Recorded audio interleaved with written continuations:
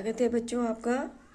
आज हम जो है महादेवी वर्मा जी के जो गीत है पार्ट 2 उसके दीपशिखा से जो लिया गया है उसकी लास्ट की 6 लाइन रह गई थी, तो उसकी व्याख्या करेंगे। फिर उसके बाद महादेवी वर्मा जी का जो तीसरा जो गीत है सादे गीत से लिया गया है, मैं नीर भरी दुख की बदली, फिर उसकी व्याख्या करेंगे।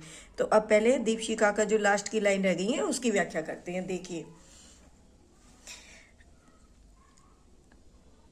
हास्य का मददूत भेजो, रोष की भूभंगिमा, पतझार को चाहे सहेजो।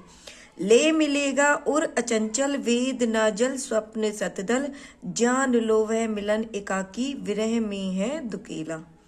पंत होने दो अपरिचित, प्राण रहने दो अकेला। मतलब इन पंक्तियों में महादेवी जी जो है प्रिय मिलन के दृढ़ संकल्प का उन्होंने यहाँ पर वर्णन किया है।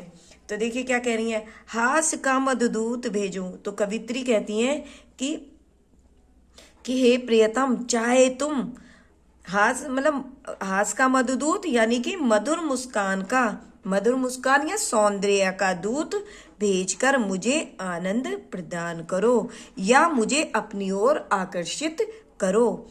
रोष की भ्रूभंगिमा, पतझार को चाहे सहेजो। रोष की भ्रूभंगिमा, रोष मतलब क्रोध, चाहे वो कह रही है चाहे अपने बाहों के तिरछेपन से क्रोध प्रकट करते हुए। पतझड़ मतलब पतझड़ को, पतझड़ एक तरीके से कष्ट को कहते हैं। पतझड़ को एक जगह समेट लो। ले मिलेगा उर अचंचल, वेद ना जल, स्वप्न सतदल।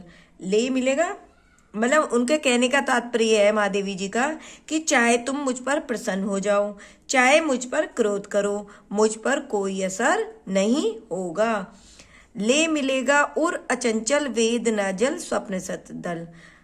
तो अचंचल क्या होता है? अडिग, स्थिर।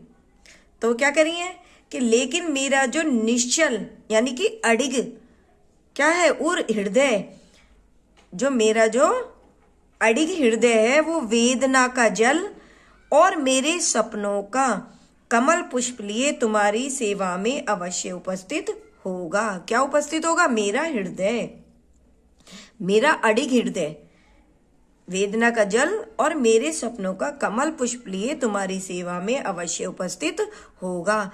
जान लो वह मिलन एकाकी, विरह में है दुकेला। मतलब विरह की स्थिति में वो कह रही हैं कि विरह की स्थिति में ही मैं स्वयं को तुमसे अलग अनुभव करती हूँ, लेकिन मिलन के क्षणों में तो क्या कह रही है, मैं इतनी तन्मय हो जाती हूँ, मैं इतनी मगन हो जाती हूँ कि मुझे तुमसे अलग अपनी सत्ता का अनुभव नहीं होता। पंत होने दो अपरिचित, प्राण रहने दो अकेला। क्या कह रही है महादेवी जी? वो कह रही है कि यद्यपि मेरा जो साधना पथ है वो अपरिचित है, अनजाना है, और मेरे प्राणों का जो पथिक है वो भी अकेला है, फिर भी चिंता की कोई बात नहीं है। मुझे मतलब यह विश्वास है कि एक न एक दिन मैं अपने लक्ष्य को अवश्य प्राप्त कर लूंगी। तो भाषा उन्होंने यही शुद्ध परिष्कृत खड़ी बोली का प्रयोग किया है। रस यहाँ पर संयोग श्रृंगार है, अलंकार है मानवीकरण, रूपक, अनुप्रास, शब्द शक्ति, लक्षणाएं। तो अब इसके 2-3 प्रश्न हैं।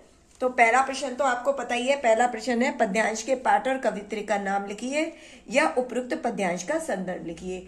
तो उपयुक्त पद्यांश का संदर्भ आप ऐसे लिखेंगे, प्रस्तुत पद्यांश हमारी पाठ्य पुस्तक के काव्य खंड के दीपशिखा गीत से लिया गया है और इसकी रचयिता महादेवी वर्मा जी हैं।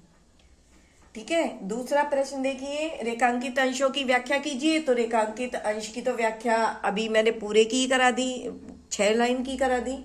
तीसरा देखिए, कवियत्री मिलन के क्षणों में कितनी तन्मय हो जाती है।